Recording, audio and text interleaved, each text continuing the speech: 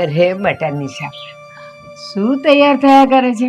અને જલ્દી કરને, મહેમાનનો આવવાનો ટાઈમ થઈ ગયો છે. તારે કંઈ વધારે તૈયાર થવાની જરૂર નથી. અને ગભરાટ તો જરાક પણ નહીં રાખતી, કારણ કે જે મહેમાન આવે છે ને એ તારા પપ્પાને ઓળખે છે, આપણને બધાને ઓળખે છે, એટલે એ તને પસંદ કરીને જ જવાના છે. આ તો એક ખાલી ફોર્માલિટી છે કે એ લોકો આવે, ચા પાણી પીવે, નાસ્તો કરે અને હા પાડીને જતા રહે. પણ બા, હું તો એ લોકોને નથી ઓળખતી ને. તમે જે પણ કંઈ કરો ને એ ઠીક. તમે હા પાડો તો હા ને તમે ના પાડો તો ના. અરે બેટા, શું કામ એટલી બધી ગભરાય છે? તું ભલે ને નથી ઓળખતી, બાકી એ આપણા આખા પરિવારને ઓળખે છે. અને તારા લગ્ન થશે અને તું ત્યાં જઈશ ને એટલે એટલા સારી રીતે તને રાખશે ને કે ન પૂછો વાત.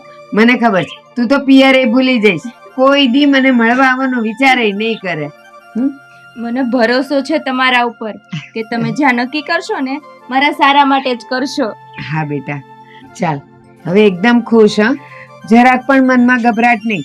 હમણાં મહેમાન આવતા જ હશે, હું બહાર રાહ જોઉં છું એ લોકોની. ફટાફટ તું આવી જા અને બેટા. હા.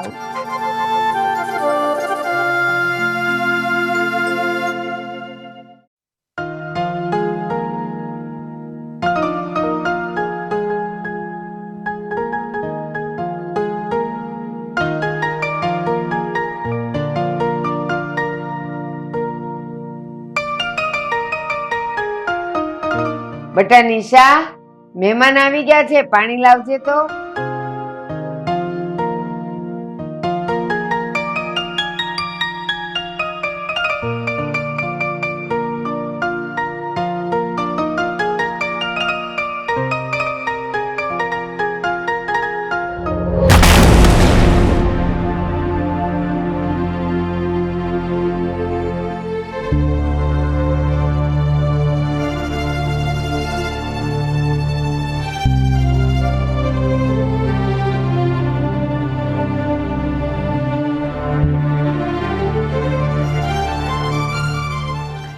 તમને અહીંયા આવવામાં તકલીફ તો નથી પડી ને? અરે ના ના બા, હવે અત્યારે તો કેવી ટેકનોલોજી વધી ગઈ. મોબાઈલમાં તમે લોકેશન નાખો, સીધું ઘર. હા, નિશા દીકરી કેટલું ભણેલી છે? એ 12 પાસ છે. રસોઈ બધી આવડે? બધી રસોઈ આવડે, ખાલી મીઠાઈ મિષ્ટાન સિવાય. હવે ઈ તો પછી આવીને શીખે. કઈ નહીં તો હું શીખવાડી દઈશ, મને આવડે બધું. હા, અને જય, તમે કેટલું ભણ્યા? હવે ગ્રેજ્યુએશન કમ્પ્લીટ છે મારું બીકોમ. અચ્છા, હવે આગળ શું કરવાના છો? બિઝનેસ કે પછી જોબ? હવે આગળ તો જોબ કરવાનો વિચાર છે, પછી તો જે વેરી ઈચ્છા. સરસ સરસ.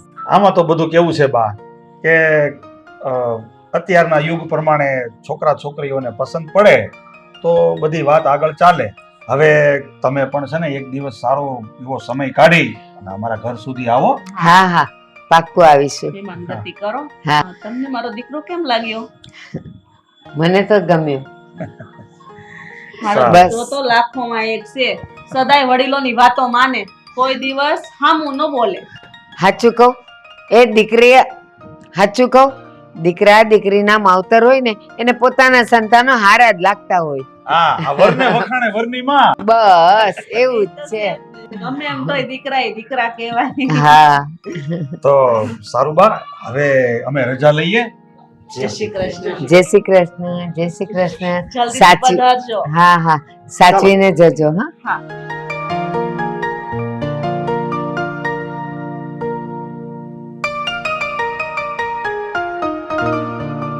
નિશા, નિશા,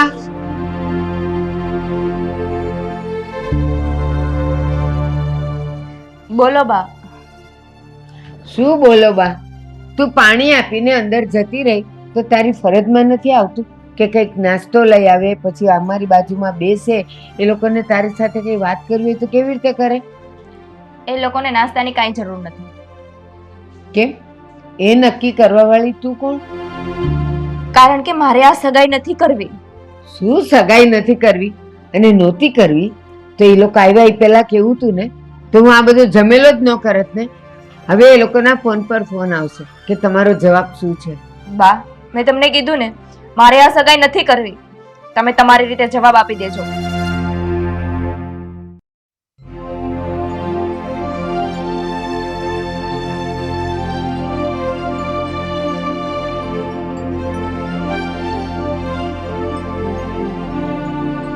હા સરલા, આપણે છોકરી જોવા તો ગયા અને છોકરી પસંદ પણ પડી, પણ મને અમુક બધું જોઈને એવો શંકા જાગે છે કે સમજાતું નથી મને, આપણા દીકરાની સગાઈ ત્યાં મારે કરવી કે ન કરવી.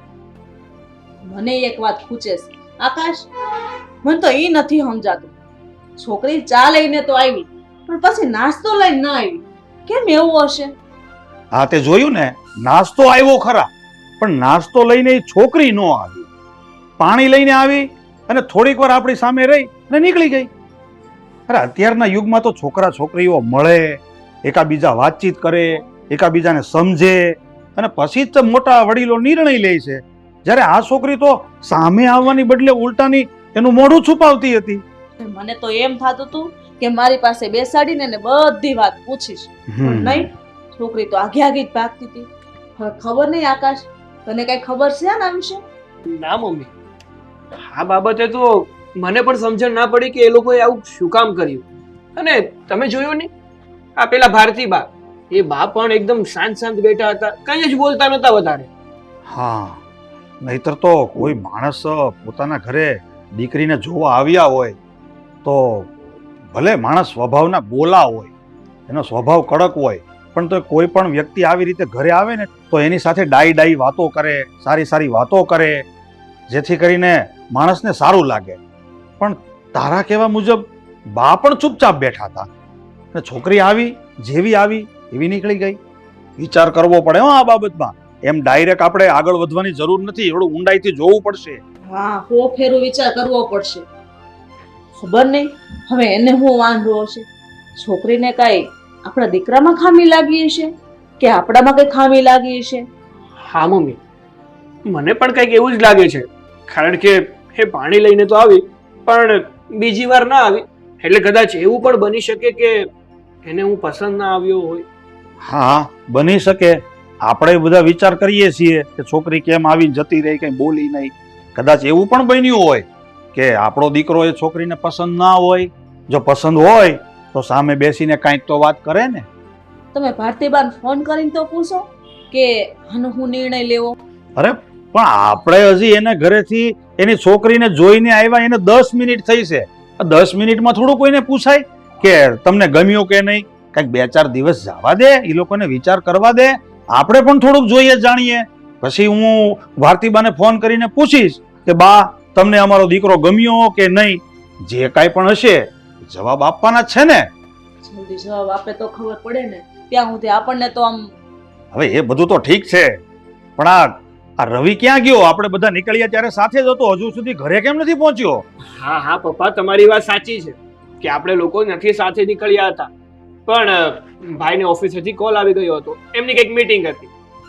ઓકે, સારું, કાંઈ વાંધો નહીં. હવે આ બધું બપોરના 11 વાગવા આવ્યા, રસોઈની તૈયારી કરો, જાઓ. હા, ઘડીક પોરો લેવા દેવાય. તો ચા બનાવી નાખો.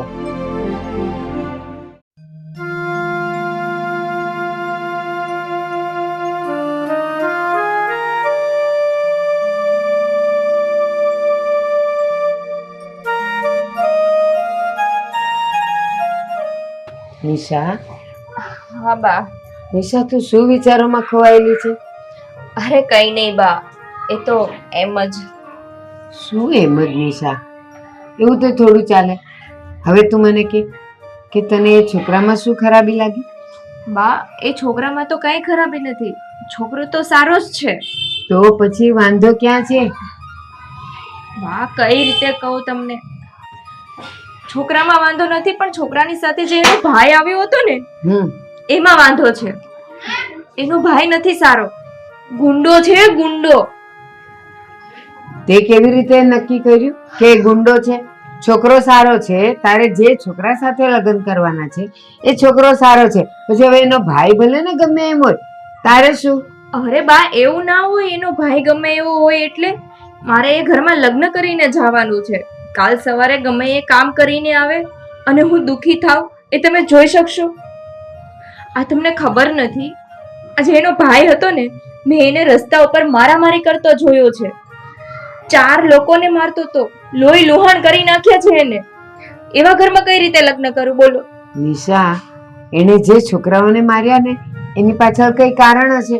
એમને એમ તો કઈ કોઈએ કૂતરા કરડ્યા નથી કે મારવા જ માંડે. એને કઈ કર્યું હશે.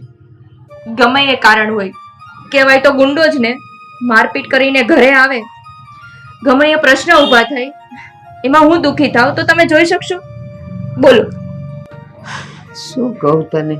સારું બેટા, હવે તારું મન જ નથી ત્યાં સગાઈ કરવાનું, લગ્ન કરવાનું, તો પછી હું શા માટે તને જબરજસ્તી કરું? આપણે બીજો છોકરો જોશું. ચાલ, હું જાઉં.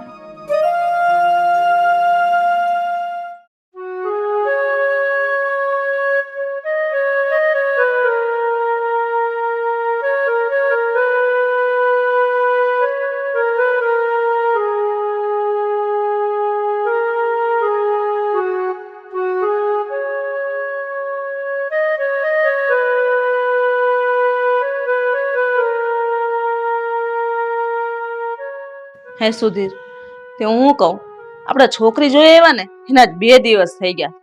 હવે તો તમે આ ભારતીબાન ફોન કરીને પૂછો કે તમે કઈ હાનાનો જવાબ કેમ નો આપ્યો? હા લે, ફોન કરું.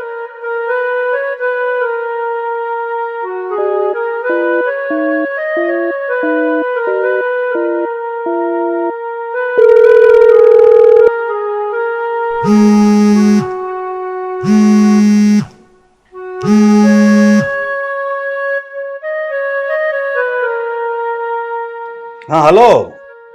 હા બા, જય શ્રી કૃષ્ણ. જય શ્રી કૃષ્ણ. કેમ છો તમે? કામકાજમાં તો બીજું કઈ નહીં બા. તમને ખાલી એટલું પૂછવું હતું કે આ તમારી દીકરીને અમારો દીકરો પસંદ આવ્યો કે નહીં? ભાઈ, તમારો દીકરો જય મારી નિશાને તો પસંદ છે, પણ તમારો નાનો દીકરો છે ને રવિ, એ નથી પસંદ. કારણ કે એ ગુંડો છે અને ગુંડાગીર્દી કરતા પકડાઈ ગયો છે. મારી નિશાએ એને રસ્તા પર જોયેલો, બસ એટલે જ મારી નિશા તમારા ઘરે આવવાની ના પાડે છે. અરે આ તમે શું વાત કરો છો બા? આ ગુંડા જેવો છે એટલે? અરે મારી દીકરીએ સગી આંખે જોયું છે. નાના બા, તમારી દીકરીએ જોયું હશે, પણ એ અસલ મારા રવિ જેવો દેખાતો કોઈ બીજો વ્યક્તિ છે, અને તમારી દીકરીને એમ થયું હોય કે આ રવિ છે. તમે તો તમારા છોકરાના વખાણ જ કરશો ને. એ રસ્તા પર છોકરાઓને મારી મારીને લોહી લુહાણ કરી નાખેલા, અને તમે એમ કહો છો કે તમારો છોકરો કોઈ દિવસ કોઈને મારે જ નહીં. બસ ભાઈ, તમારા મોઢે મેં તમારા દીકરાના બહુ વખાણ સાંભળી લીધા. હવે મારે કંઈ સાંભળવું નથી, જોવું નથી, જાણવું નથી. મારી દીકરીની ના છે તો ના છે. હવે આ બાબતે ક્યારેય ફોન નહીં કરતા. અરે પણ બા, હું કીધું? રવિની શું વાત કરતા હતા? હવે આ રવિની તો વાત આ લોકો એમ કહે છે ભારતીબા કે તમારો દીકરો રવિ રસ્તા ઉપર કોઈની સાથે ઝઘડો કરતો હતો, ગુંડાગીરી કરતો હતો, અને જે ઘરમાં આવી કોઈ ગુંડાગીરી કરતો વ્યક્તિ રહેતો હોય ને એવા ઘરમાં મારે સગાઈ નથી કરવી. આપણો દીકરો તો એમને પસંદ છે, પણ તકલીફ અહીંયા આવીને ઊભી છે. હવે એમાં રવિ યારે હું એને લેવા દેવા છે? અને આપણા દીકરાએ કોઈ દિવસ આવું કર્યું જ નથી, કોઈ ઝઘડો જ નથી કર્યો, અને એવી સાબિતી એની પાસે કઈ છે કે આપણો દીકરો ગુંડાગર્દી કરે છે? નક્કી આ નિશાને કઈક જોવા ફેર થયું હશે, તો જ આવું કહેતા હોય. કઈ નહીં, તો આપણે આપણી રીતે બરાબર જોઈ લેશું, જાણી લઈશું. અત્યારે છોડે બધું.